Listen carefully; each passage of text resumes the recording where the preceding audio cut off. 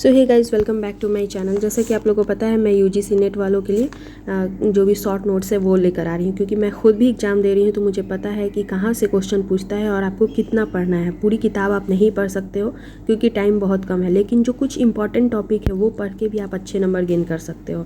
और साथ ही मैं बता दूँ कि जो अभी टीचर वाली एग्ज़ाम होने वाली है, तो उसमें एक पेपर हिंदी का है जो सबको पढ़ना है, तो उसमें भी इस टॉपिक से क्वेश्चन बन रहे हैं, तो आपको उसमें भी याद करना है इसे।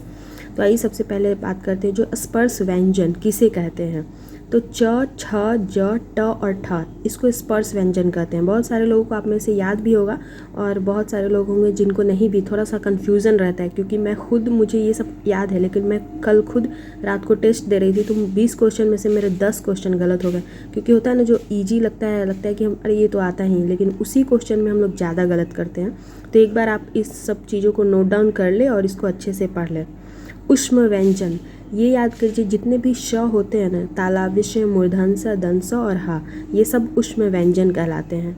अंतःस्थ व्यंजन, य, र, ल, व को अंतःस्थ व्यंजन बोलते हैं। यहाँ से क्वेश्चन एग्जाम में बनता है, आप प्रीवियस ईयर क्वेश्चन पलट के देख लीजिए, इसलिए मैं बता रही हूँ।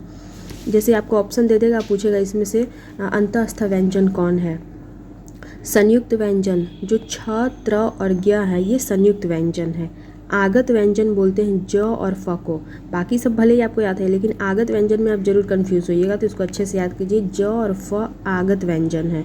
और अनुनासिक बोलते हैं जो सबका लास्ट वाला होता है, जो पांचवा वर्ण होता है, जैसे अंग, इय, अण, न, म, ये अनुनासिक होता है।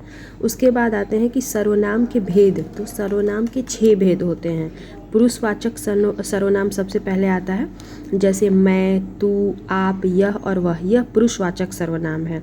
उत्तम पुरुष में आता है मैं, में। अब पुरुषवाचक सर्वनाम के भी 3 भेद होते हैं, जिसमें उत्तम पुरुष, मध्यम पुरुष और अन्य पुरुष। मैं, मेरा, मुझे, मेरी, ये उत्तम पुरुष में आ गया। मध्यम पुरुष जिससे बात हो रही है, जैसे आप, तुम, तुमको। ऐसे याद कीजिए, 3 लोग हैं, 2 लोग हैं, आपस में बात कर रहे हैं, तो उत्तम पुरुष जो बोल रहा है यानी कि मैं, और मध्यम पुरुष जिससे बोल रहा है यानी कि तुम, और अन्य पुरुष जिसके बारे में बात हो रही है, जैसे यह, वे, उनका, वह, इन्हें, इसे, ये सब हो गया। दूसरा आता है निश्चयवाचक सर्वनाम, जिसको यह, वह, ये और वे लगा हो, वो निश्चयवाचक सर्वनाम कहते हैं। देखिए, ऐसे तो लग रहा हो कि आपको आ रहा है, लेकिन जब आप क्वेश्चन बनाने जाइएगा तब गलत हो जाता है, क्योंकि मैं खुद कल गलत की हूँ। अनिश्चयवाचक सर्वनाम ये इंपॉर्टेंट है, क्योंकि इसमें कोई और कुछ से आप पहचान जाते हैं, मतलब जो निश्चित नहीं है जिसकी संख्या, जैसे कोई, कुछ। प्रश्नवाचक ईजी है, कौन, क्या, किसका। संबंध सर्वनाम होता है संबंधवाचक, जिसमें जो और सो लगा हो। और निजवाचक सर्वनाम, जैसे आप, अपना, स्वयं। निज मतलब मेरा खुद का, ये लगा हो। तो अब आइए इस पर क्वेश्चंस जो है वो देख लेते हैं एक बार।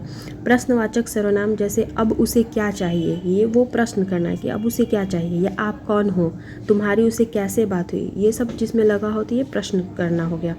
निजवाचक सर्वनाम, मैं वह काम खुद कर लूँगा, यानी कि मैं स्वयं कर लूँगा। मुझे अपना सामान वापस चाहिए, किसका सामान, तो अपना सामान वापस चाहिए, तो ये निजवाचक हो गया। अब आते हैं निश्चयवाचक सर्वनाम, ये पुस्तकें रानी की है, मतलब ये निश्चित है कि ये जो पुस्तकें यहाँ हैं वो रानी की है। वे मिठाइयाँ हैं, वहाँ पे जो सामान रखा है वो वे मिठाइयाँ हैं, तो ये निश्चय है, आप उसको आम नहीं बोल सकते हैं, मतलब वो मिठाई है, ये निश्चय है।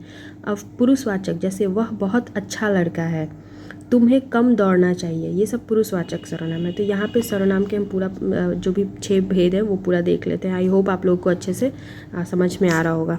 देखिए, एक और टॉपिक है जहाँ से एग्जाम में बार बार क्वेश्चन बनते हैं, वो है वेदांग। जैसे वेद तो सबको पता है कि 4 वेद होते हैं, ऋग्वेद, यजुर्वेद, सामवेद और अथर्ववेद। लेकिन अब वेदांग पूछता है, तो वेदांग 6 होते हैं। इसमें आते हैं शिक्षा, कल्प, व्याकरण, निरुक्त, छंद और ज्योतिष। वेदांग कितने होते हैं, 6, जिसमें है पहला शिक्षा, कल्प, व्याकरण, निरुक्त, छंद और ज्योतिष। अब शिक्षा की परिभाषा पूछ लेता है कि वेदांग में ये बताइए, क्योंकि पिछले बार की भी अगर आप क्वेश्चन देखिएगा तो उसमें मिलान करने वाला था। जैसे शिक्षा का दे दिया था और उसके सामने उसका वो एक्सप्लेनेशन था। तो ध्वन्यात्मक विज्ञान, स्वर विज्ञान, मंत्र के सही उच्चारण की शिक्षा देना, ये है शिक्षा में आ जाता है। कल्प, कर्म कांड की कला को जैसे एक साइड आपको देगा शिक्षा कल्प और एक साइड जो उसका है ये उदाहरण वो दे देगा, तो आपको मैच करना है।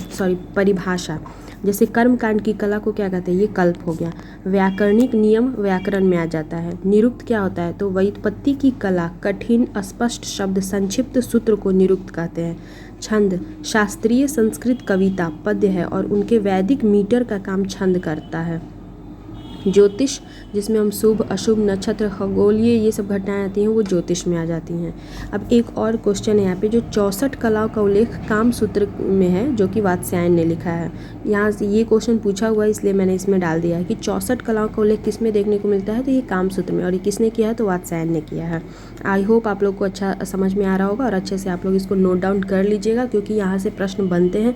मैं उन्हीं टॉपिक को करवा रही हूँ प्रीवियस ईयर क्वेश्चंस देख देख के, जहाँ से एग्जाम में क्वेश्चन बन रहे हैं, क्योंकि मैं खुद भी तैयारी कर रही हूँ, इसलिए बोल रही हूँ मैं। आई होप आप लोग को समझ में आ रहा होगा। तो मिलते हैं नेक्स्ट वीडियो में। Till then bye bye. और चैनल पे पहली बार आए हैं तो सब्सक्राइब कर ले, और पुराने सब्सक्राइबर हैं तो लाइक ज़रूर कर दें।